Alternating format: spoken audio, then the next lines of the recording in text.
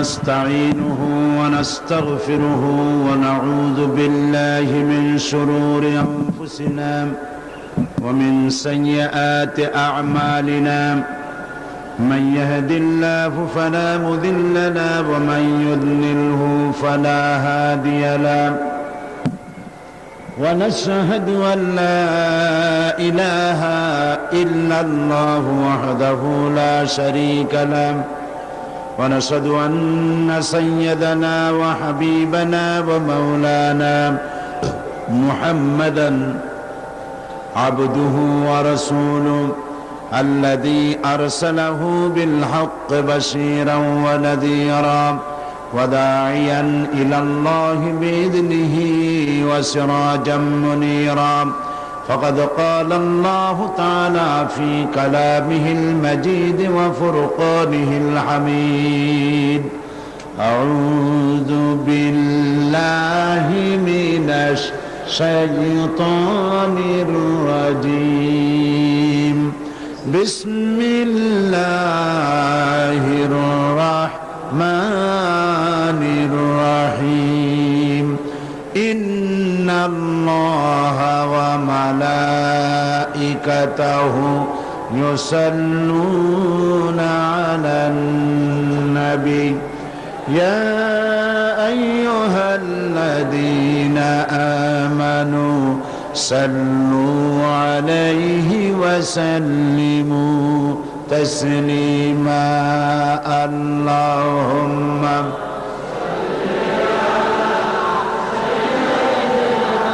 مولانا محمد وعلى آل سيدنا مولانا محمد اللهم صل على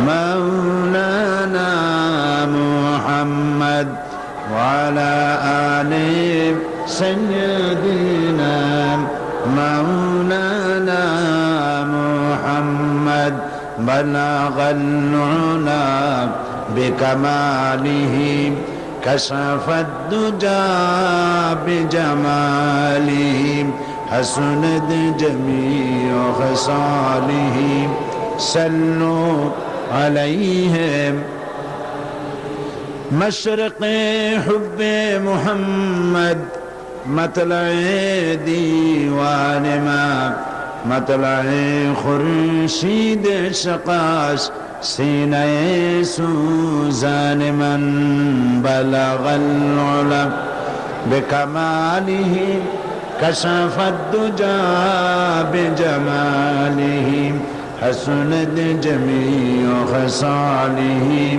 صلوا عليهم আরবের বুকে মক্কার পরে আমিনার যেথায় ঘর খোদার করুণা কৌসার হয়ে ঝরছে বারংবার বালাগাল উলা বিকামালিহি বিজামালিহি حسنت جميع خصاله صلوا عليهم اللهم آمين ربنا ظلمنا أنفسنا وإن لم تغفر لنا وترحمنا لنكونن من الخاسرين أي الله تعالى লক্ষ লক্ষ মুসলমান নরনারী 5 দিন ব্যাপী তাফসীরুল কোরআন মাহফিলের এই চতুর্থ দিবসে কয়েকবার দুরুদ সালাম পড়ে তোমার দরবারে হাত তুলেছি মেহেরবানি করে দুরুদ সালাম টুকুন সোনার মদিনায় নবী পাকের রওজা মোবারকে পৌঁছে দাও तमाम পৃথিবীর মাটির নিচে যত মুমিন মুমিনাত শুয়ে আছেন তাদের আরওয়ার পরে সওয়াব পৌঁছে দাও রব্বুল আলামিন এই মাহফিলের আয়োজন যারা করেছেন আর শোনার জন্য যারা এসেছেন কিয়ামতের দিন মুসিবতের সময় এই মাহফিল আমাদের সকলের জন্য নাজাতের ওসিলা বানিয়ে দিও আল্লাহ ইয়া রব করম তু अगर करे वो बात दे जुबां को जो दिल पर असर करे रब्बना तक़ब्बल मिन्ना इन्नका अंतस समीउल अलीम व तुब अलैना इन्नका अंतत तव्वाबुर रहीम सुब्हान रब्बिका रब्बिल इज्जति अम्मा यसिफून व सलामुन अलल मुरसलीन वल्हम्दुलिल्लाहि रब्बिल आलमीन।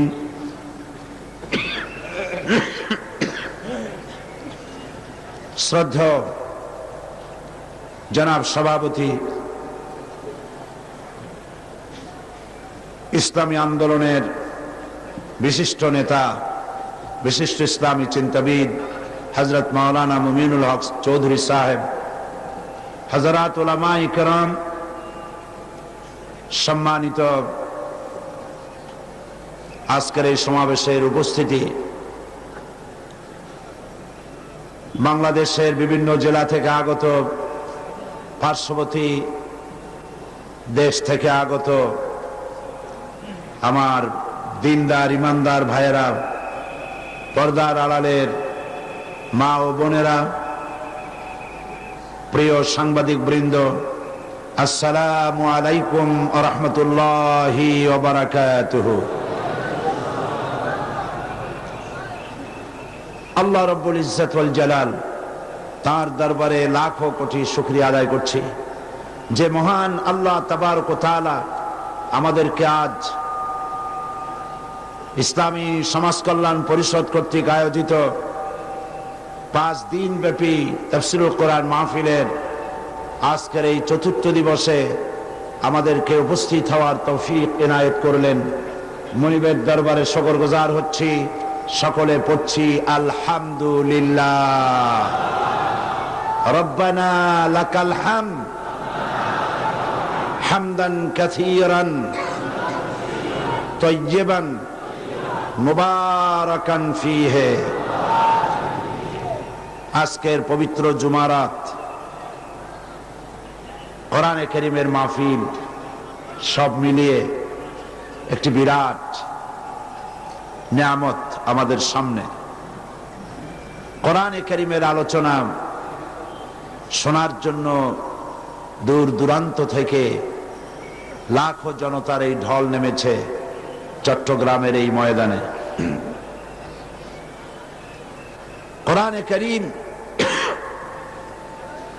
মানুষের জন্য হেদায়েতের বাণী নিয়ে এসেছে আল্লাহ পাকের কাছ থেকে, এবং এই হেদায়েত দিতে থাকবে কিয়ামত পর্যন্ত। পৃথিবীর মানুষের শান্তির জন্য, কল্যাণের জন্য, বেঁচে থাকার জন্য, দুনিয়া এবং আখিরাতের মুক্তির জন্য কোরআন শরীফের কোনো বিকল্প নাই। আমরা আলোচনা করতেছিলাম মুসলমানদের উপরে, মুমিনদের উপরে ইসলামের সর্বশ্রেষ্ঠ এবং সর্বপ্রথম দাবি, যে দাবি পূরণ করতে পারলে আল্লাহ পাক জাহান্নামের কঠিন শাস্তি থেকে আমাদেরকে রক্ষা করবেন, আর যে দাবি পূরণ করতে না পারলে অনন্তকাল জাহান্নাম ভোগ করতে হবে। সেই গুরুত্বপূর্ণ বিষয়টির উপরে গত 3 দিন ধরে আমরা আলোচনা করেছি। চলুন আজকেও সেই জায়গা থেকে আমরা আলোচনা করি। আল্লাহ পাক বলছেন, ইয়া আইয়ুহাল্লাযীনা আমানু হাল আদুল্লুকুম আলা তিজারাতিন তুনজিকুম মিন আযাবিন আলীম। হে বিশ্বাসীরা, তোমরা যারা ঈমান এনেছো, আমি কি তোমাদেরকে এমন একটি ব্যবসার কথা বলবো না যে ব্যবসায় তোমাদেরকে জাহান্নামের কঠিন শাস্তি থেকে, পীড়াদায়ক আযাব থেকে রক্ষা করবে? এমন একটি ব্যবসার কথা কি বলবো না? তার মানে হচ্ছে অবশ্যই বলবো। ব্যবসাটা কি? তুমিনুনা বিল্লাহি ওয়া রাসূলিহি ওয়া তুজাহিদুনা ফি সাবিলিল্লাহি বিআমওয়ালিকুম ওয়া আনফুসিকুম যালিকুম খায়রুল লাকুম ইন কুনতুম তা'লামুন। সে ব্যবসাটি হচ্ছে আল্লাহ পাকের সঙ্গে আল্লাহ পাকের প্রতি ঈমান আনতে হবে, রাসূলের প্রতি ঈমান আনতে হবে, আল্লাহর রাস্তায় জিহাদ করতে হবে মাল দিয়ে আর জান দিয়ে। ব্যবসার কথা তো এই জন্য বলা হয়েছে, শুরুতেই আমি বলেছিলাম যে ব্যবসার প্রতি মানুষের ঝোঁক খুব বেশি।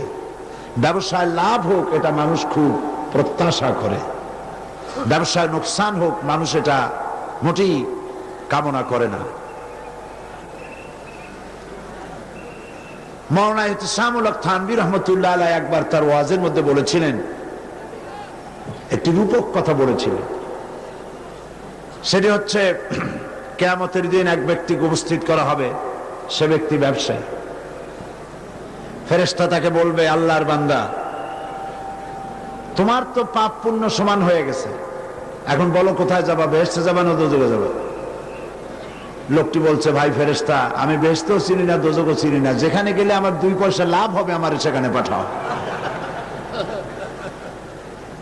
তো ব্যবসায়ের প্রতি মানুষের একটি আকর্ষণ,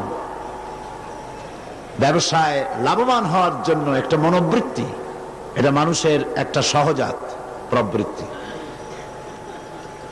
আল্লাহ পাক বলছেন, আমার সঙ্গে যে ব্যবসাটা হবে সেই ব্যবসায় 3টি পুঁজি লাগাতে হবে। তার একটি পুঁজি হচ্ছে ঈমান বিল্লাহ, যে ব্যাপারে আমি কথা বলেছি, এবং আল্লাহর প্রতি ঈমানের উপরে এই মাহফিলে বহুত আলোচনা হয়েছে, আলহামদুলিল্লাহ। এরপরে ঈমান বিল রিসালাত, রিসালাতের উপর ঈমান, রিসালাতের উপরে ঈমানের আকীদাগত কিছু কথা আমি গতকাল আলোচনা করেছি এবং আজকেও বাকি কথাগুলি আলোচনা করব বিমাশিয়াতিল্লাহ, বিইজনিল্লাহ, বিফদলিল্লাহ। প্রথমে বলে নিতে চাই, কেউ কেউ বলেন যে আল্লাহ রাব্বুল আলামিন মানুষের জন্য কোনো পথ প্রদর্শন করেন নাই। যারা জানে না তারা কথা বলেন, কোরআন হাদিসের যারা জ্ঞান নাই তারা বলেন। তবে কমন সেন্স কি বলে, সাধারণ জ্ঞান কি বলে? আল্লাহ হচ্ছেন আমাদের স্রষ্টা, আমাদের রব কে? সবাই বলুন, তিনি আমাদের স্রষ্টা। আমাদের জন্য একটি সঠিক একটি রাস্তা বলে দেওয়ার দায়িত্ব তো তারই, এটা কমন সেন্স বলে। আমরা লক্ষ্য করি আল্লাহ রাব্বুল আলামিন মানবতার কল্যাণের জন্য, মানুষের কল্যাণের জন্য কত পথ তিনি বানিয়েছেন। মহাসমুদ্রের ভেতরে নাবিকরা যখন জাহাজ চালায়, সে জাহাজ চালাতে গিয়ে দিনের বেলা তো সূর্য দেখে, রাতের বেলায় চালাবে কি করে, দিক নির্ণয় করবে কিভাবে? মহান আল্লাহ রাব্বুল আলামিন মহাসমুদ্রের ভিতরে যেখানে কুল কেনারা কিছুই দেখা যায় না, মাসের পর মাস জাহাজ চলে, দিনের বেলায় সূর্য দেখে দিক নির্ণয় করল, রাতের আধারে নাবিক যেন মহাসমুদ্রের ভিতরে তার গতিপথ হারিয়ে না ফেলে, এই জন্য আল্লাহ রাব্বুল আলামিন আকাশে অসংখ্য তারকা তিনি খচিত করে রেখেছেন। এই তারকাগুলি দেখে দেখে সমুদ্রের নাবিকরা তাদের জাহাজগুলিকে নেভিগেট করে। এই যে ছোট্ট একটা জাহাজ, ছোট্ট একটা স্টিমার বা একটা বড় সাইজের speed boat, voice of Discovery আসছে না চট্টগ্রামে? চট্টগ্রামের লোকেরাই যদি না জানে তা আমি কয়ে লাভ কি? 170 দিন ধরে সমুদ্র পাড়ি দিয়ে তারা আসছে। সমুদ্রের মধ্যে ভয়েস অফ ডিসকভারি, এইটা কি? টাইটানিকটাই তো একটা কাগজের নৌকা ছিল, একটা ছোট্ট ব্যাপার ছিল। যত বড় জাহাজ হোক, যত সায়েন্টিফিক টেকনোলজি দিয়ে এটা তৈরি করা হোক, সমুদ্রে, মহাসমুদ্রে এটা কিছুই না, ঠিক কিনা? যেখানে আল্লাহ রাব্বুল আলামিন বলেছেন সমুদ্রে যখন ঢেউ ওঠে, মৌজুন কাল জিবাল, পাহাড়ের মতো এর তরঙ্গমালা যখন আসতে থাকে, দল্লা মান তাদউনা ইল্লা ইয়াহু, তখন সমুদ্রের যে সমস্ত জাহাজের মধ্যে লোকজন থাকে, দল্লা মান তাদউনা ইল্লা ইয়াহু, আল্লাহর নামটা ছাড়া সব ভুলে যায়, কিচ্ছু মনে থাকে না। যে ধর্মের লোক হোক, নিজের দেবতার নাম ভুলে যায়, শুধু মুখে আসে আল্লাহ আল্লাহ, বাঁচাও বাঁচাও। আমি জানতে পারলাম ভয়েস অফ ডিসকভারি এখানে এক অনুষ্ঠান করে সাংবাদিক সম্মেলনে বলেছেন তাদের লোকেরা যারা আসছে ওই জাহাজে করে, তারা বলেছেন 170 দিন পর্যন্ত মহাসমুদ্রের ভেতরে মহাসমুদ্র পাড়ি দিয়ে এসেছি, আমাদের মনে কোনো ভয় ছিল না, কোনো শঙ্কা ছিল না, আশঙ্কা ছিল না। সিগারেট, কি একটা সিগারেট তাদের আছে, আপনারা কোন, আমি নাম নিতে চাই না, এই সিগারেট পান করার কারণে বিবি, বাল বাচ্চা, সংসার, পৃথিবী সব ভুলে গেছি, আনন্দের মধ্যে ভাসতে ভাসতে আসছি, কোনো ভয় মনের মধ্যে জাগ্রত হয়নি। মিছে কথা, বাজে কথা। সিগারেটে সব তাকে ভুলাই দিয়া সিগারেটের মহব্বতে অস্থির হয়ে ফিরে আসছে। আমরা প্রতিবাদ করছি, আমাদের দেশে ধূমপান নিষিদ্ধকরণ আন্দোলন যারা করছেন, আমরা তাদেরকে স্বাগতম জানাচ্ছি, এবং এই ভয়েস অফ ডিসকভারিকে যারা প্রতিবাদ জানিয়েছে, আমরা তাদেরকেও আমাদের অন্তরের অন্তঃস্থল থেকে মোবারকবাদ জানাচ্ছি। কারণ এটি একটি মারাত্মক অপরাধ, সামাজিক অপরাধ। ধূমপান আর বিষপান এর মধ্যে কোনো পার্থক্য নাই। যে ব্যক্তি ধূমপান করে সে নিজের সাথে শত্রুতা করে। পৃথিবীতে এমন কোন ডাক্তার নাই যে ডাক্তার বলতে পারবে ধূমপানের ভিতরে মানুষের বিন্দু মাত্র কোন উপকার আছে, ক্ষতি ছাড়া। সিগারেটের ভিতরে, এর তামাকের মধ্যে এক প্রকারের নিকোটিন নামক এক প্রকারের পয়জন রয়েছে, যেটা দ্বারা ব্লাডে ক্যান্সার সৃষ্টি হয়, এবং এই ধূমপান কর্তৃক যে ক্যান্সার সৃষ্টি হয়, এতে করে পৃথিবীতে প্রতি বছর 30 লক্ষ লোক প্রাণ হারায়। ধূমপাই ব্যক্তি তার ছোট্ট সন্তানের মুখে যে চুমো খায়, বাপের কাজ করে না, শত্রুর কাজ করে। সুতরাং এই সিগারেটের প্রচার, ইসলামের রাজধানী চট্টগ্রাম, আমি মনে করি 1971 সনের স্বাধীনতার ঘোষণা হয়েছিল বীর চট্টলার এই বীর ময়দান থেকে, আর ইসলামী রাষ্ট্রের ঘোষণাও এই চট্টগ্রামের ময়দান থেকেই হবে ইনশাআল্লাহ।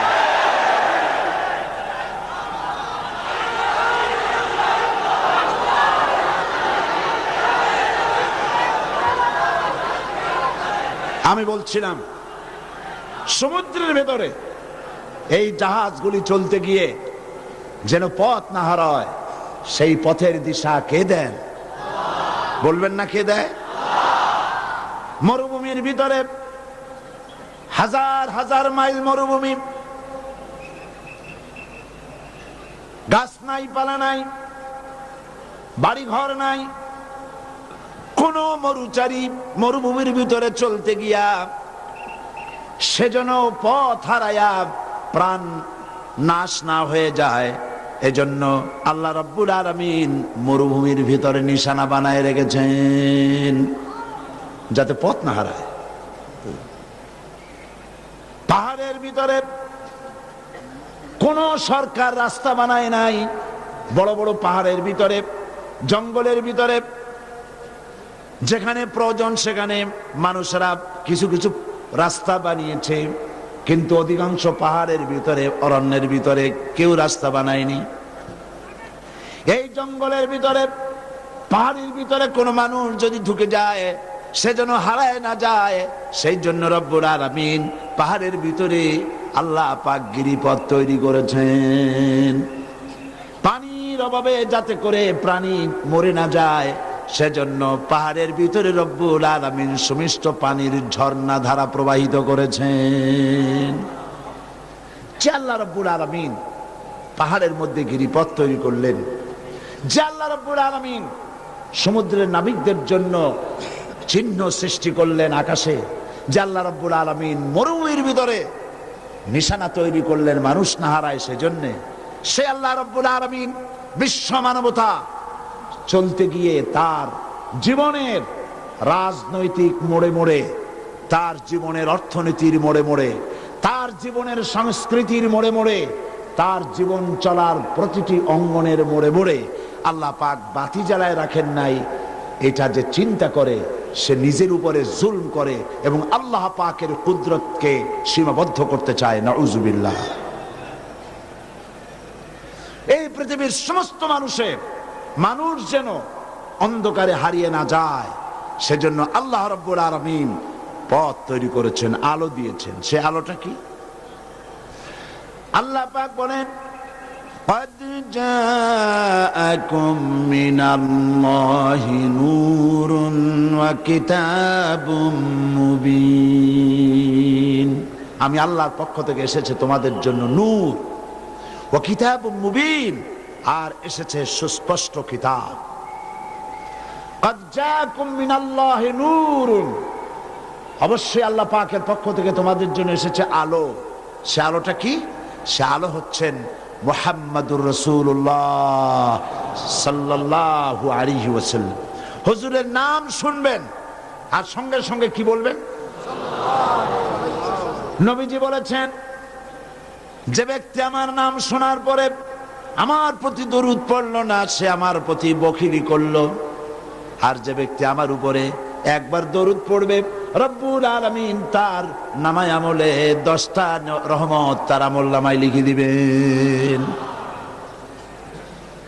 মুহাম্মদুর রাসূলুল্লাহ সাল্লাল্লাহু আলাইহি ওয়াসাল্লাম তিনি হচ্ছেন নূর, আলো, আর তাকে দেওয়া হয়েছে স্পষ্ট কিতাব। সেই কিতাবের নাম আল কোরআন। তিনি হচ্ছেন নূর। সেই নূরটা কি নূর? আল্লাহ পাক তাকে সূর্যের সাথে তুলনা করেন নাই, আল্লাহ পাক তাকে চাঁদের আলোর সাথে তুলনা করেননি, তাকে বলেছেন সিরাজাম মুনীরা। তিনি হচ্ছেন প্রজ্জ্বল এক প্রদীপ। প্রদীপ বোঝেন তো আপনারা?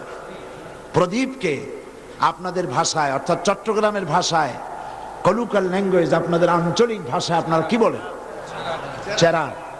এই চেরাগ খুব, এটা উর্দু শব্দ। আসলে চট্টগ্রামের ভাষার সাথে আরবি ভাষার অনেকটা সম্পৃক্ততা আছে, যে যাই বলুন। চট্টগ্রামের ভাষা দেখুন, আপনারা বলেন কাদা, কাদা বলেন কি? পেয়ালাকে, পেয়ালাকে কি বলে চট্টগ্রামে? আরবিতে এটা কাদহুন, আরবিতে পেয়ালাকে বলা হয় কাদহুন। কেউ যদি কাউকে ডাকে তো ডাকের জবাবে বলে লব্ব, না লাব্বাইক বলে না, লব্ব বলে। লব্ব হচ্ছে লাব্বাইকের অপভ্রংশ, এটা আরবি শব্দ। তারপরে আপনারা কাউকে কাছে বসতে বললে বলেন এন্দি বইন। তো এন্দিটা কি? এন্দি, এন্দি, আমার নিকটে বসো। ভাষা, সুবহানাল্লাহ। বাংলাদেশের দুটি জেলা, চট্টগ্রাম এবং সিলেট, এই দুইটি জেলার আঞ্চলিক ভাষার মধ্যে আরবির মিলজুল যথেষ্ট রয়েছে। সিলেটে বলে, যখন বিচার করতে বসে, বিচার করতে গিয়ে বলে এই কজিয়ার সমরা হলো এই। কজিয়া আরবি শব্দ, সমরা আরবি শব্দ, এই কজিয়ার সমরা হলো এই।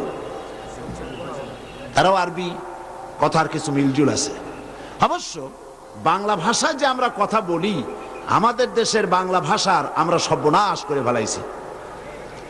সৈয়দ মুজতবা আলী একজন নাম করা সাহিত্যিক, তিনি তার সাহিত্যে লিখেছেন, বাংলা ভাষার জন্ম হয়েছে নদিয়া শান্তিপুর, আর এটার মৃত্যু হয়েছে চট্টগ্রামে। নোয়াখালীতে কুলখানি হয়েছে, সিলেটে 40 হয়ে গেছে। এখন সুবহানাল্লাহ, আলহামদুলিল্লাহ, যা খুশি পড়েন। তা আমি বলতেছিলাম, আঞ্চলিক ভাষার প্রতি কোরআনের স্বীকৃতি আছে, কোরআনের স্বীকৃতি আছে আঞ্চলিক ভাষার উপরে। ওয়াদ-দুহা ওয়াল-লাইলি ইযা সাজে মা ওয়াদ্দাকা রাব্বুকা ওয়া মা ক্বালে। আপনারা শুনলে তো অবাক হবেন যে কোরআনকে বিকৃত করছেন নাকি। না, বিকৃত করিনি, এভাবে তেলাওয়াত করা হয়েছে আর রাসূল করিম সাল্লাল্লাহু আলাইহি ওয়াসাল্লাম এটাকে সমর্থনও দিয়েছেন। আঞ্চলিক ভাষার প্রতি, প্রত্যেকটি ভাষার প্রতি ইসলাম শ্রদ্ধা জানিয়েছে। সুবহানাল্লাহ। তো আমি বলতেছিলাম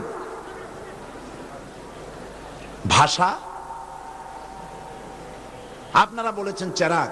চেরাগ শব্দটা কি? উর্দু শব্দ, উর্দু চেরাগ। এই চেরাগ মানে হচ্ছে প্রদীপ। প্রদীপ থেকে আল্লাহ পাক মুহাম্মদ সাল্লাল্লাহু আলাইহি ওয়াসাল্লামকে তুলনা করলেন কিসের সাথে? আরে ভাই বলেন না কিসের সাথে? আমার সামনে যারা বসা সব পুরুষ, জবাব দিবেন ঠাস ঠাস করে। তবে না বুঝবো যে এখনই যদি এরকম আত্মরা হয়ে যান, রোজা মাত্র 15 দিন পরে, অভয়টা কি হবে? তো আল্লাহ রাব্বুল আলামিন তিনি রাসূলুল্লাহ সাল্লাল্লাহু আলাইহি ওয়াসাল্লামকে এত বড় নবী, তারে তুলনা করা দরকার ছিল, আমাদের মতে তুলনা করা দরকার ছিল সূর্যের সাথে, চাঁদের সাথে, কিন্তু আল্লাহ তা না করে করলেন কি এর সাথে? সুবহানাল্লাহ। এর মধ্যে হিকমতটা কি? এর ভিতরে হিকমত হচ্ছে সূর্য যত বড় হোক, তার আলো যত তীব্র এবং প্রখর হোক, কিয়ামত পর্যন্ত সূর্য চেষ্টা করে নতুন ছোট্ট আর একটা সূর্যের জন্ম দিতে পারবে না। চাঁদের আলো যত সুন্দর হোক, চাঁদের আলো যত স্নিগ্ধ হোক, কিয়ামত পর্যন্ত চাঁদ যদি চেষ্টা চালায় তাহলে ছোট্ট একটা চাঁদের জন্ম দিতে পারবে না।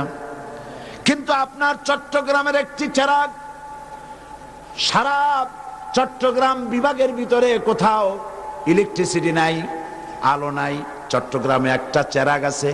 এইটা শুনিয়া চতুর্দিক থেকে লোকেরা যদি ছুটে আসে আর এই চেরাগ থেকে যদি আলো নিতে থাকে, মূল চেরাগ থেকে আলো কমে যাবে নাকি? একটি চেরাগের আলো দিয়ে तमाम পৃথিবীতে আলো বিকিরণ করা যায়। আল্লাহ রাব্বুল আলামিন এই জন্য নবীকে সূর্য আর চাঁদের সাথে তুলনা না করে চেরাগের সাথে তুলনা করলেন। নবীর জ্ঞান চেরাগের জ্ঞানের মতো, আলোর মতো, সেই আলো যেই আলো দিয়ে কিয়ামত পর্যন্ত দুনিয়ার সকল জাতি আলো নিতে পারবে। এটাই হচ্ছে চেরাগের তাৎপর্য। আল্লাহ রাব্বুল আলামিন এই পৃথিবীর বুকে সৃষ্টি করে ছেড়ে দেন নাই, সৃষ্টি করেছেন আর চলার পথও দেখিয়েছেন। সুবহানাল্লাহ বলবেন না? মুসা আলাইহিস সালামকে হযরত মুসা এবং হারুন আলাইহিস সালাম যখন ফেরাউনের কাছে দাওয়াত নিয়ে গেছেন, ফেরাউন প্রশ্ন করছে, ক্বালা ফামান রাব্বুকুমা ইয়া মুসা, প্রশ্ন করলো তোমাদের দুইজনের রব কে? কারণ ফেরাউন তো দাবি করেছে আনা রাব্বুকুমুল আলা, আমি তোমাদের বড় রব। তা আমারে বাদ দিয়া তোমরা যে রবেরে ডাকো, তোমাদের সেই রবটা কে? জবাবটা কি হচ্ছে শোনেন, কি সুন্দর জবাব। মুসা আলাইহিস সালামের ফেরাউনের এই জবাব আল্লাহ পাক কোরআন শরীফে তুলে দিয়েছেন। তিনি জবাব দিলেন, ক্বালা রাব্বুনাল্লাযী আ'তা কুল্লা শাইইন খালকাহু সুম্মা হাদা, আমাদের রব হচ্ছেন তিনি যিনি সৃষ্টি করেন এবং চলার পথের এবং সমস্ত কিছু দিয়ে সৃষ্টির প্রয়োজন মিটান, সুম্মা হাদা, এবং তার চলার পথের দিশা দিয়ে দেন। কান শুধু সৃষ্টি করেন নাই, শোনার যোগ্যতাও কানকে দিয়ে দিয়েছেন। চোখ শুধু সৃষ্টি করেন নাই, দেখার যোগ্যতা চোখকে দিয়ে দিয়েছেন। পাখি শুধু সৃষ্টি করেন নাই, ওড়ার যোগ্যতা দিয়েছেন। ফুল শুধু সৃষ্টি করেন নাই, তার ভিতরে সৌরভ দিয়েছেন, সুগন্ধ দিয়ে দিয়েছেন। মাছ শুধু দেন নাই, মাছগুলিকে নদীর ভিতরে সাঁতরাবার তৌফিক দান করে দিয়েছেন। দেখুন তো, আপনার নিজের দিকে তাকান, রবকে আপনার নিজের দিকে লক্ষ্য করেন। আপনি যখন দাঁড়ান তখন কিসের উপরে দাঁড়ান? পায়ের উপরে দাঁড়ান, পায়ের উপরে দাঁড়ান। পাটা ধরুন, এটা হচ্ছে পা। এই পায়ের আপনার হাঁটুর নিচের অংশটা, পায়ের নলাটা, ওটারে কি বলেন? হাঁটুর নিচের ওই অংশ। ও, তাহলে মিলে গেছে, নলায় নলায়। জি, এই নলাটা পায়ের মাঝখানে থাকে না গোড়ালির কাছে থাকে? বলেন। গোড়ালির কাছে থাকে পায়ের নলা। এই নলাটা আপনার বডি, আপনার শরীরটা কেমন তাকায় দেখেন, গেঞ্জি খুলে পেটের দিকে তাকায় দেখেন, কি সুন্দর তরমুজের সাইজ বানায় ফেলাইছে। আপনার বডির ওজনটা কি? এই ওজনের বডিটা পায়ের নলার কাছে, নলাটা পায়ের গোড়ালির কাছে খাড়া করে দেওয়া হয়েছে। যদি পায়ের সেন্টার, পায়ের মাঝখান, গোড়ালি আর পায়ের আঙ্গুল এর মাঝখানটায় যদি আপনার নলাটা থাকতো, হয় বুটোয় পড়তেন, না হয় শীতয়ে পড়তেন। তিনি আল্লাহ যিনি আপনার বডিকে ব্যালেন্স করেছেন, যাতে আপনি চিৎকেট না হয়ে পড়েন, যাতে দাঁড়ায় থাকতে পারেন, যত বড় শরীর হোক। সুবহানাল্লাহ। তিনি শুধু সৃষ্টি করেন না, তিনি সৃষ্টি করেন, পূর্ণতা দান করেন এবং চলার পথের দিশা দেন। এই যে শীত আসতেছে, সাইবেরিয়ান দ্বীপপুঞ্জ থেকে লক্ষ লক্ষ পাখি উড়ে আসবে বাংলাদেশে, আসবে না? এই পাখিগুলি উড়ে যখন আসে, কে নেভিগেট করে? এই শহরের উপর দিয়ে, এই মরুভূমির পাশ দিয়ে, ওই জঙ্গলের উপর দিয়ে উড়ে গেলে তোমরা চট্টগ্রাম পৌঁছতে পারবে, সিলেট পৌঁছতে পারবে, সিলেটের সুনামগঞ্জে যেতে পারবে, আকালুকি হাওড়ে যেয়ে পৌঁছতে পারবে, দিনাজপুরে যেতে পারবে। এই নেভিগেশন, এই ট্রেনিং, এই পাখিকে কে দিয়েছে? আল্লাহ রাব্বুল আলামিন। যে আল্লাহ রাব্বুল আলামিন পশু পাখি থেকে শুরু করে সমস্ত প্রাণী জগতের সকলের পথের দিশা যিনি দিয়েছেন, সেই রব্বুল আলামিন মানুষ সৃষ্টি করে তার পথের দিশা দেন নাই। এর চাইতে অজ্ঞতার কথা, জাহালাতের কথা আর কিছুই হতে পারে না। তিনি সৃষ্টি করেছেন আর দুনিয়ার মানুষকে পথ দেখাবার জন্য তার নিজের পক্ষ থেকে তিনি নবী পাঠাচ্ছেন। সেই নবীরা হলেন দুনিয়ার শ্রেষ্ঠতম, পবিত্রতম, পৃথিবীর আল্লাহ রাব্বুল আলামিনের শ্রেষ্ঠ বান্দা। এই নবীদেরকে তিনি পাঠিয়েছেন। সুতরাং রিসালাতের উপরে ঈমান আনতে হবে এইভাবে যে নবীরা হচ্ছেন পবিত্র, মাসুম, বেগুনাহ। এই নবীদের সিলসিলার সর্বশেষ নবী, সর্বশেষ রাসূল কে? বিশ্বনবী মুহাম্মদুর রাসূলুল্লাহ সাল্লাল্লাহু আলাইহি ওয়াসাল্লাম। আজকে আমি গতকাল যে রিসালাতের উপর ঈমান, এর আকীদাগত যে কথাগুলি বলেছিলাম, আজকে গুরুত্বপূর্ণ আরেকটি আকীদার কথা বলতে চাই। আরেকটি গুরুত্বপূর্ণ আকীদার কথা বলবো, যা আমাদের সকলের উপকার হবে, বলেন ইনশাআল্লাহ। সেটি হচ্ছে, সে আকীদাটা হচ্ছে খতমে নবুয়ত। মুহাম্মদ সাল্লাল্লাহু আলাইহি ওয়াসাল্লামের নবুয়ত যে শেষ, তারপরে যার কোন নবী আসবে না, এইটার উপরে আমাদের আকীদাকে মজবুত করতে হবে। আজ আমাদের দেশে, পৃথিবীর বিভিন্ন দেশে নতুন নবীর আমদানি হচ্ছে। সেই সব পাগলদের কথা আপনাদেরকে শোনাতে চাই ইনশাআল্লাহ। আর এই পাগলদেরকে, নতুন নতুন ভণ্ড মিথ্যাবাদী পাগল নামধারী এই নবীগুলোকে আশ্রয় প্রশ্রয় কারা দেয়, তাদের মুখোশ আজকে উন্মোচিত করা হবে ইনশাআল্লাহ।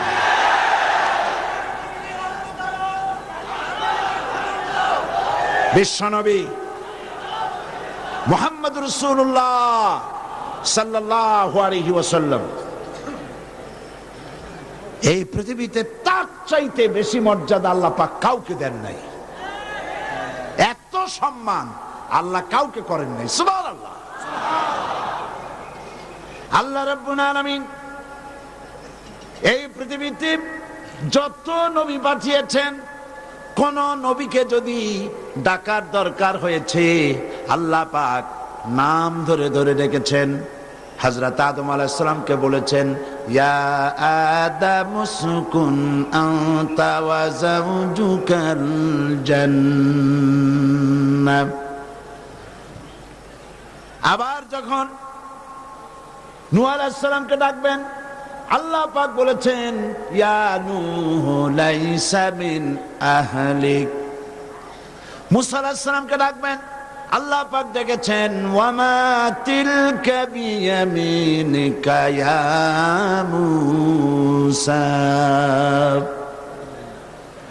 হযরত ইয়াহইয়াকে ডাকবেন, আল্লাহ পাক ডাকতেছেন, ইয়া ইয়াহইয়া খুযিল কিতাবা বিকুওয়া।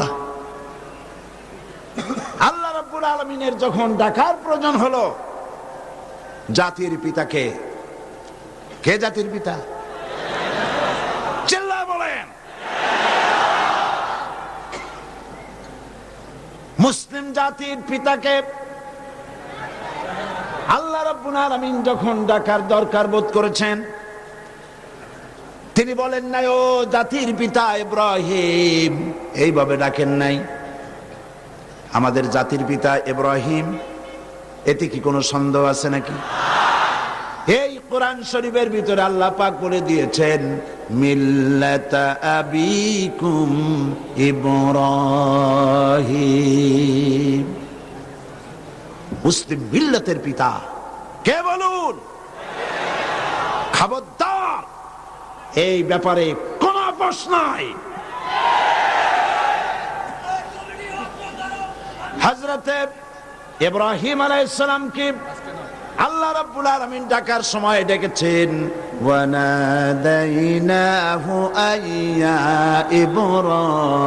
ইব্রাহিম ক্বাদ সাদ্দাকতার রুইয়া ইন্না কাযালিকা নাজজিল মুহসিনিন।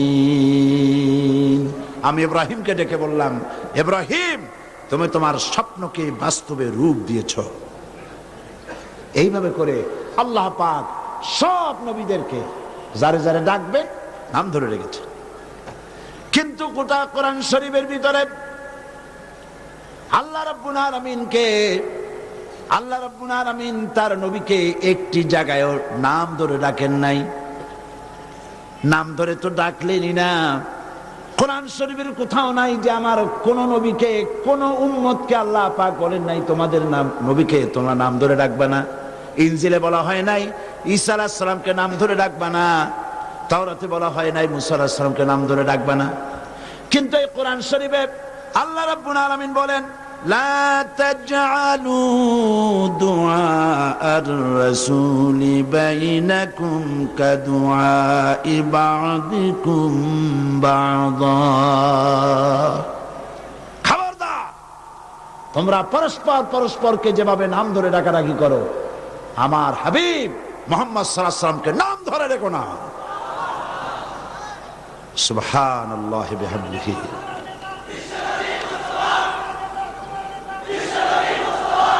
মুহাম্মদ সাল্লাল্লাহু আলাইহি ওয়াসাল্লামকে আল্লাহ পাক এত ইজ্জত দিয়েছেন, এত সম্মান দিয়েছেন। আমরা সৌভাগ্যবান। বলেন আমরা কি? আমরা সৌভাগ্যবান। হুজুরের উম্মতের মধ্যে আল্লাহ আমাদের শামিল করেছেন। এর থেকে সৌভাগ্য আর কি হতে পারে? চিল্লায় কোন আলহামদুলিল্লাহ, আরো জোরে কোন আলহামদুলিল্লাহ।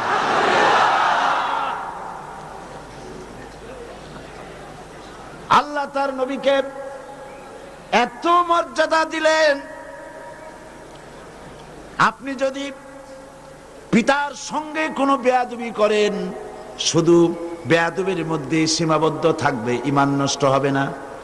আপনি যদি আপনার ওস্তাদের সাথে, মায়ের সাথে, আপনার পীরের সাথে যদি বেয়াদবি করেন, ঈমান নষ্ট হবে না, শুধু বেয়াদবির মধ্যে সীমাবদ্ধ থাকবে। কিন্তু যদি নবীর শানে কোনো বেয়াদবি হয়ে যায়, নবীর শানে যদি কোনো অসৌজন্যমূলক আচরণ হয়ে যায়, বেয়াদবির মধ্যে সীমাবদ্ধ থাকে না, কুফরি হয়ে যায়, ঈমান নষ্ট হয়ে যাবে। আল্লাহ পাক বলেন, একবার নবী করিম সাল্লাল্লাহু আলাইহি সাল্লামের দরবারে সাহাবায়ে কেরাম কথা বলতেছিলেন। এই কথাবার্তা বলতে গিয়ে সাহাবায়ে কেরামের কথাবার্তার আওয়াজ রাসূলের আওয়াজের চাইতে বড় হয়ে গেল। এত বড় হলো যে হুজুরের কথা আর শোনা যায় না। আল্লাহ পাক এতটুকুনো বরদাস্ত করেন নাই, সঙ্গে সঙ্গে ওহী নাজিল হয়ে গেছে। আল্লাহ পাক শোনায় দিলেন, ইয়া আইয়ুহাল্লাযীনা আমানু লা তারফাউ আসওয়াতাকুম ফাওকা সাওতিন নবী। হে বিশ্বাসীরা, তোমরা যারা ঈমান এনেছো শোনো, খবরদার খবরদার আমার নবীর সামনে উচ্চ স্বরে কথা বলবে না। যদি তোমাদের আওয়াজ আমার নবীর আওয়াজের চাইতে বড় হয়ে যায়, আনতাহবাতা আমালুকুম, তোমাদের জীবনের সব নেক কাজগুলি আল্লাহ রাব্বুল আলামিন বরবাদ করে দিবেন। কথা লক্ষ্য করেছেন? কি পজিশন আল্লাহ পাক তাকে দান করেছেন, কত মর্যাদা আল্লাহ পাক তাকে দিয়েছেন। এই মর্যাদা, এত বেশি মর্যাদা পৃথিবীর কোন মানুষকে, কোন নবীকে আল্লাহ রাব্বুল আলামিন দেন নাই। এই মর্যাদা সম্পন্ন নবী আল্লাহ পাক পৃথিবীতে পাঠায় দিয়ে তাকে দায়িত্ব দিলেন। পৃথিবীর বুকে তিনি দায়িত্ব পেলেন আল্লাহর জমিনের উপরে আল্লাহর দ্বীনকে তিনি প্রতিষ্ঠা করে দিবেন। জোরে সোরে জিকির করেন, লা ইলাহা ইল্লাল্লাহ, লা ইলাহা ইল্লাল্লাহ, লা ইলাহা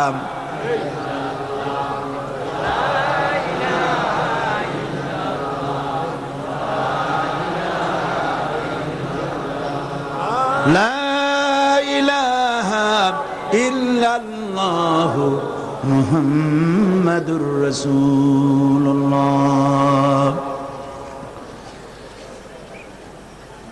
এই সম্মান মর্যাদা দিয়ে রাসূলকে পৃথিবীতে পাঠানো হলো। দায়িত্ব কি? জমিন আল্লাহ। জমিন কার? এই লক্ষ লক্ষ মানুষ যদি একসাথে সবাই আল্লাহ বলে, তার আওয়াজ কি এইরকম হওয়া উচিত? বলেন, এই জমিনের মালিক কে? ওই বিশাল আকাশের মালিক কে? এই কুল কায়নাতের মালিক কে? যিনি মালিক, তিনি রাসূলকে দায়িত্ব দিয়েছেন আমার সৃষ্টি জগতের উপরে, আমার পৃথিবীর উপরে আমার বিধান কায়েম করে দাও। এটাই হচ্ছে দায়িত্ব।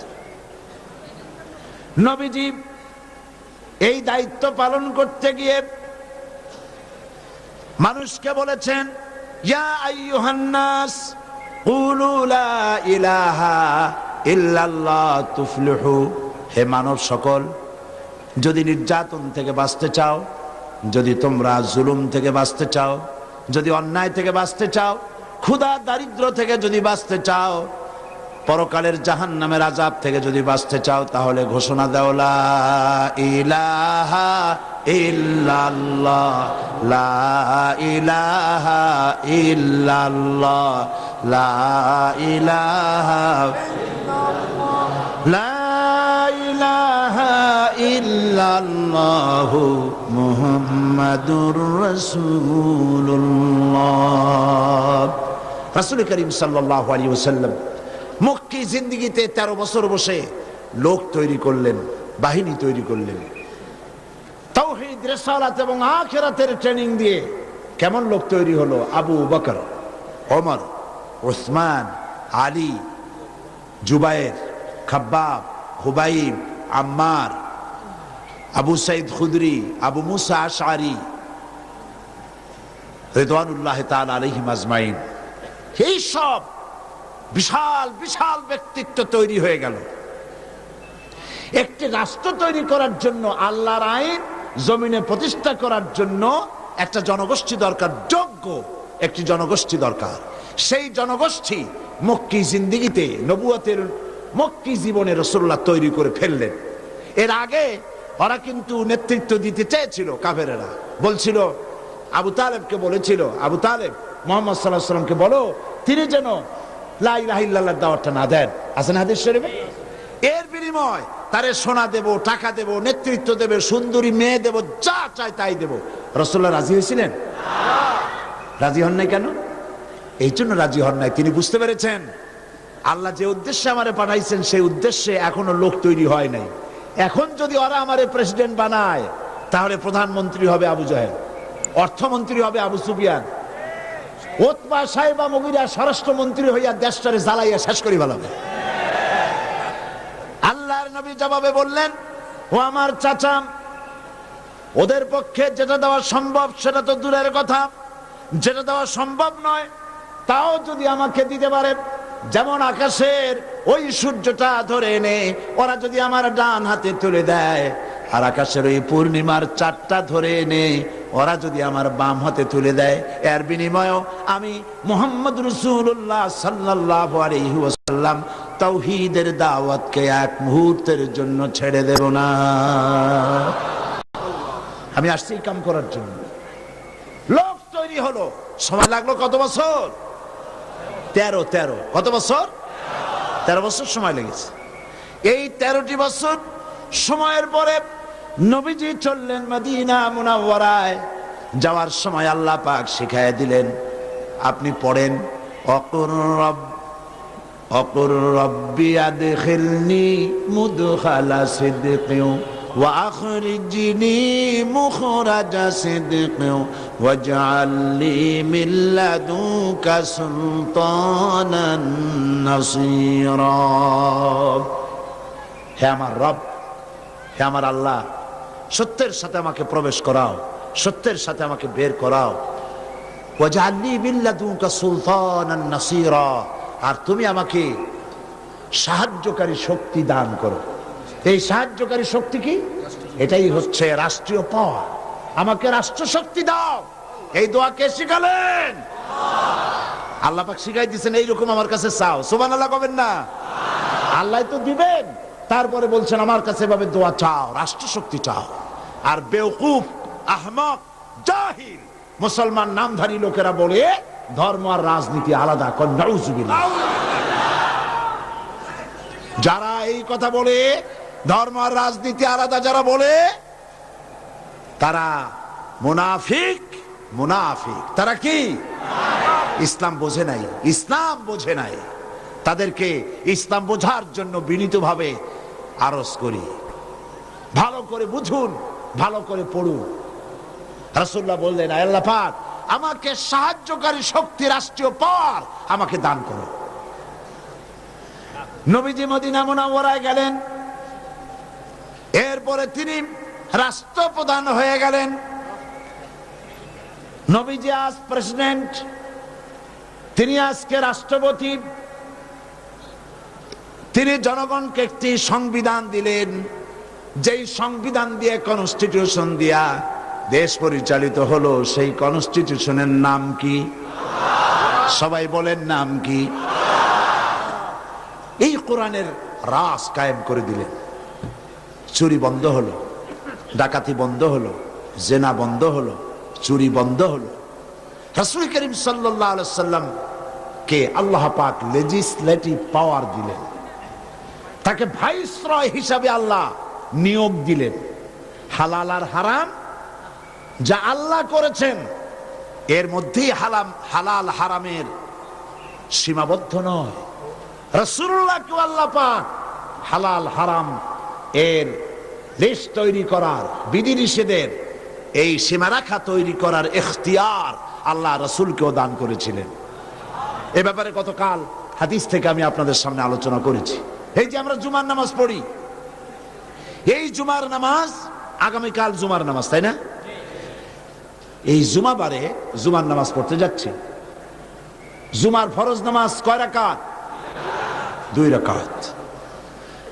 অন্য দিনে ওই সময় কোন নামাজ পড়ি? ফরজ কয় রাকাত? এই যে জোহর ছিল 4 রাকাত, জোহর বাদ গেল, পড়লাম জুমা, 4 রাকাত কনসেশন হয়ে গিয়ে ফরজ হলো কয় রাকাত? কোরআন শরীফের কোথায় আছে? কোরআনে কারীমে আল্লাহ রাব্বুল আলামিন জুমার নামাজের ব্যাপারে শুধু এতটুকুন বলে ছেড়ে দিয়েছেন, ইয়া আইয়ুহাল্লাযীনা আমানু ইযা নুদিয়া লিস-সালাতি মিন ইয়াউমিল জুমআতি ফাসআউ ইলা যিকরিল্লাহি ওয়া যারুল বাই'। হে বিশ্বাসীরা, জুমার দিনে যখন তোমাদেরকে ডাকা হবে তখন তোমরা বেচা কেনা সব ছেড়ে দিয়ে ফাসাও, দৌড়াও, ইলা যিকরিল্লাহ, আল্লাহ পাকের শরণার্থে জিকির করার জন্য সব দৌড়ায় যাও। যাইয়া কি করো? কি নামাজ পড়ো, কয় রাকাত পড়ো, এগুলি কোরআন শরীফে নাই। এই শরীয়ত প্রণয়ন করেছেন বিশ্বনবী মুহাম্মদ রাসূলুল্লাহ সাল্লাল্লাহু আলাইহি ওয়াসাল্লাম। সুবহানাল্লাহ বলবেন না? রাসূলুল্লাহকে আল্লাহ পাক শারে বানিয়েছেন, শরীয়ত প্রণেতা। সুবহানাল্লাহ। রাষ্ট্রপতি, ইমাম, মসজিদে নববীর ইমাম কে? মুহাম্মদ রাসূলুল্লাহ সাল্লাল্লাহু আলাইহি ওয়াসাল্লাম। রাষ্ট্রের ইমাম যিনি, মসজিদে নববীর ইমামও সেই রাসূল করিম সাল্লাল্লাহু আলাইহি ওয়াসাল্লাম। তিনি হচ্ছেন ইমামুল আইম্মা, যিনি রাষ্ট্রপ্রধান হবেন। মুসলিম দেশের, ইসলামী রাষ্ট্রের রাষ্ট্রপ্রধান যিনি হবেন, বাংলাদেশের বাইতুল মুকাররমে তাকে ইমামতি করার যোগ্যতা রাখতে হবে। যিনি মন্ত্রী হবেন, তার মন্ত্রণালয় তাকে ইমামতি করতে হবে। এখন যারা আছে তারা যদি ইমামতি করতে চায়, মুসল্লিরা কবে লা হাওলা ওয়ালা কুওয়াতা ইল্লা বিল্লাহ, অ্যাবাউট টার্ন ডাবল মার্স। এটা ইসলাম নয়। ইসলামের নিয়মই হচ্ছে যিনি রাষ্ট্রের ইমাম তিনি মসজিদের ইমাম। আর রাসূলুল্লাহ তো এমন ইমাম ছিলেন যিনি ইন্তেকালের পর তার জানাজা জামাতবদ্ধভাবে ইমামতি করে কেউ জানাজা পড়ায় না। যেহেতু রাসূলুল্লাহ হচ্ছেন ইমামুল আইম্মা, সমস্ত ইমামদের ইমাম, সেই জায়গায় ইমামতি কে করবে, কার সাহস আছে বুকে? এই জন্য একজন একজন করে জানাজার নামাজ আদায় করছে। সুবহানাল্লাহ। গোটা বিশ্বের রাষ্ট্রপ্রধানরা মুহাম্মদ সাল্লাল্লাহু আলাইহি ওয়াসাল্লাম থেকে আদর্শ নাও। রাষ্ট্রপ্রধান কারে বলে? আমি বলতে চাই, ইতিহাসের পাতার দিকে তাকান। রাসূলের মতো রাষ্ট্র শাসক আল্লাহর আকাশের নিচে জমিনের উপরে আর একজন কি হয়েছে? সুতরাং সেই রাসূলের নেতৃত্বের দিকে তাকাও, কিভাবে রাষ্ট্রটা পরিচালনা করলেন। এই কোরআন হলো সংবিধান। চুরি ছিল না, ডাকাতি ছিল না, ঠিক না? আজ আমাদের দেশের হুঙ্কার মারা এক মন্ত্রী বলছেন, মাটির তলা থেকে সন্ত্রাসী খুঁজে বের করব। কিন্তু নাকের ডগার উপরে সন্ত্রাসীর না আছে তা ধরতে পারে না। কি আজীব তামাশা। নিজের দলের হলে কোনো অসুবিধা নেই। জাহাঙ্গীরনগর বিশ্ববিদ্যালয় দর্শনের সেঞ্চুরি উদযাপন করলো নিজের দলের সূর্য সন্তানেরা। সেজন্য তাদেরকে গ্রেফতার করা গেল না। কিন্তু ঢাকা বিশ্ববিদ্যালয়ে যেসব ছেলেরা ফজরের নামাজ জামাতে পড়ে, তাহাজ্জুদের নামাজ পড়ে, সেই সব ছেলেদেরকে খুঁজে খুঁজে বের করে পিটিয়ে হাত পা ভেঙে ঢাকা বিশ্ববিদ্যালয় থেকে বের করে দেওয়া হয়েছে।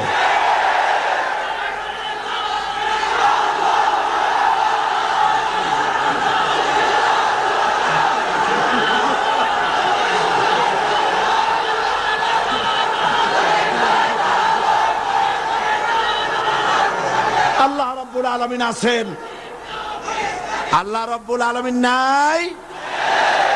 নাগের চেয়ে দুর্বল হয়ে গেছে? নাউজুবিল্লাহ।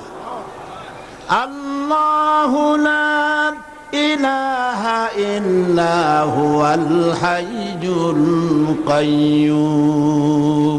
সবাই পড়েন, আল্লাহু লা ইলাহা ইল্লা হুয়াল হাইয়ুল কাইয়্যুম। তিনি ছাড়া কোনো ইলাহ নাই। তিনি এক এবং একক। তিনি সদা জাগ্রত চিরঞ্জীব। যেমন ছিলেন তেমন আছেন, আর ঠিক তেমনই থাকবেন, ঠিক না?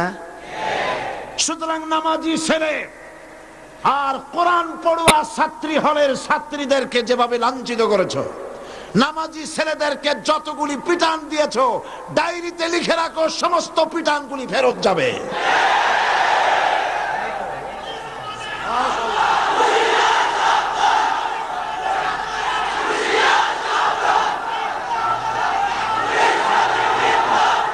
রাসূল করিম সাল্লাল্লাহু আলাইহি ওয়াসাল্লাম যে সমাজ বিনির্মাণ করেছিলেন, সেই সমাজে চুরি ছিল না, ডাকাতি ছিল না, জিনা ছিল না, ব্যভিচার ছিল না। কারণ সেই সমাজের সংবিধানের নাম ছিল, সেই সমাজের সংবিধানের নাম ছিল আল কোরআন। এই আল কোরআন আমাদের সংবিধান। আমেরিকান প্রেসিডেন্ট বিল ক্লিন্টন প্রেসিডেন্টের শপথ গ্রহণের সময় যদি বেদ তাদের বাইবেল স্পর্শ করে তারা শপথ নেয়, তাতে তারা মৌলবাদী হয় না। তাদের পতাকার ভিতরে, তাদের গানের মধ্যে, তাদের ডলারের উপরে স্রষ্টার নাম লেখা রয়েছে, তাতে তারা মৌলবাদী হয় না। কিন্তু আজ মৌলবাদীর গন্ধ সরকার সর্বত্র খুঁজে বেড়ায়। কাজী আরেফ হত্যা হলো, মৌলবাদের গন্ধ খুঁজে পেল। উদিচি, সেখানে বোমা বিস্ফোরণ হলো, মসজিদের ইমাম ধরে নিয়ে গ্রেফতার করলো, মারধর করা হলো।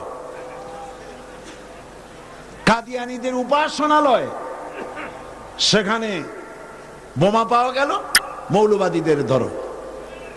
সব মৌলবাদীদের দোষ। বঙ্গোপসাগরের মাছ দরিয়ায় যদি 2 মাসে মাসে ঝগড়া হয়, তাও তারা খুঁজবে মৌলবাদীদের ষড়যন্ত্র। যতই ষড়যন্ত্র করো, আর যাদেরকে মৌলবাদী বলো, এসব বলে টলে কোনো লাভ নাই। এই দেশেই কালেমার পতাকা উড়বে, তোমরা চোখ মোটা করে তাকায় থাকবে ইনশাআল্লাহ।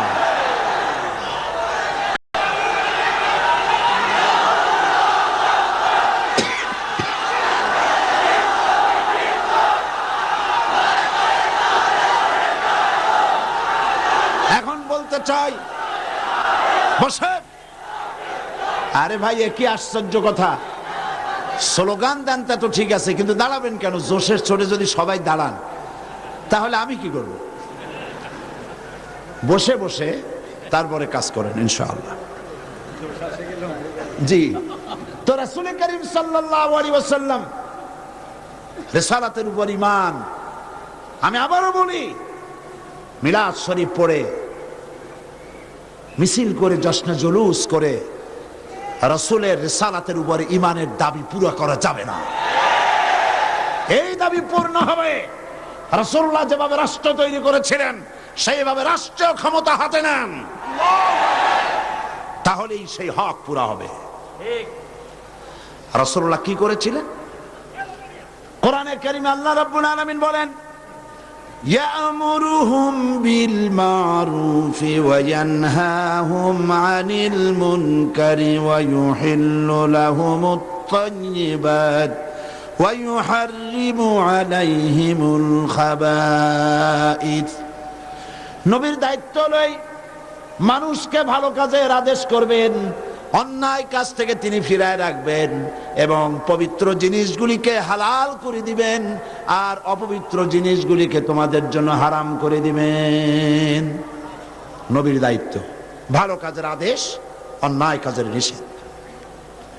এই কাজটি রাষ্ট্রীয় পর্যায়ে করেছেন রাসূলুল্লাহ, ক্ষমতায় না আসা পর্যন্ত এগুলি করতে পারেন না। একটা সাফ কথা শোনাবো। রাসূলুল্লাহ মক্কা শরীফে নবী হিসাবে কত বছর ছিলেন? 13 বছর। তখন আল্লাহর ঘরের ভিতরে মূর্তি ছিল না ছিল না? কয়টা মূর্তি ছিল? 13 বছরের ভেতরে রাসূলুল্লাহ সাল্লাল্লাহু আলাইহি ওয়াসাল্লাম আল্লাহর ঘরের মধ্যে 13টি মূর্তির একটি মূর্তিকেও 1 ইঞ্চি জায়গা সরাইতে পারছেন? পারেন না। কিন্তু যখন মদিনায় তাইয়্যিবায় যখন এলেন, আজকে রসুল শুধু রসুল নন, একদিকে রসুল আর একদিকে তিনি একটি দেশের প্রেসিডেন্ট। সুবহানাল্লাহ। রাসূল, যে রাসূল রাতের আধারে হযরত আবু বকর রাদিয়াল্লাহু তাআলা আনহুকে সঙ্গে করে নিয়ে গোপনে ডাইরেক্ট রাস্তা না দিয়ে ঘুরে ভিন্ন রাস্তায় তিনি এসেছিলেন মদিনা মুনাওয়ারায়। আজ সেই নবী একা নন, 10,000 সৈন্য রাসূলের সাথে, 10,000 তরবারির, রূপলি তরবারির চমকে মানুষের চোখ থির হয়ে যাচ্ছে, ভয়ে কলিজা গলার কাছে এসেছে। আজকে রাসূল যখন কাবা শরীফ দখল করলেন, কাবা শরীফের ভেতরে প্রবেশ করলেন, মূর্তিগুলো সব খাড়া ছিল, হুজুরের হাতে একটা লাঠি ছিল।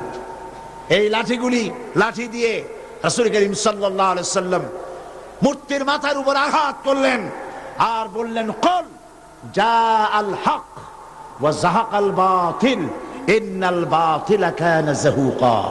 বলো সত্য সমাগত, মিথ্যা হোক অপসৃত।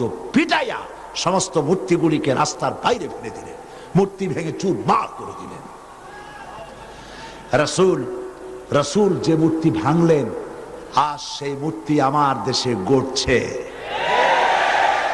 বিশ্বকবি আল্লামা ইকবাল বলেছেন, বুত शकन उठ गए बाकी जो रहे बुत गर है, बुत शकन उठ गए बाकी जो रहे बुत गर है, था बिराहिम पिदर और पिसर आजर है। মূর্তি বিনাশকারী যারা ছিল পৃথিবীতে, তারা বিদায় হয়ে গেছেন। আজ যারা বেঁচে আছে তারা মূর্তি নির্মাণকারী। সে যুগে আজরের পয়দায় ইব্রাহিমের জন্ম হতো, আর আজ ইব্রাহিমের পয়দায় মূর্তি নির্মাণকারী আজরদের পয়দা হতেছে। মুসলমানের কি হয়েছে আমি বুঝি না। এই লক্ষ লক্ষ মুসলমানদের কোনো দাম নাই। বিড়ালের মতো 500 বছর বেঁচে থাকার দাম নাই। সিংহের মতো 1 ঘন্টা বাঁচো। যত মূর্তি আছে জুতা দিয়া পিটাইয়া ভেঙে ফেলে দাও।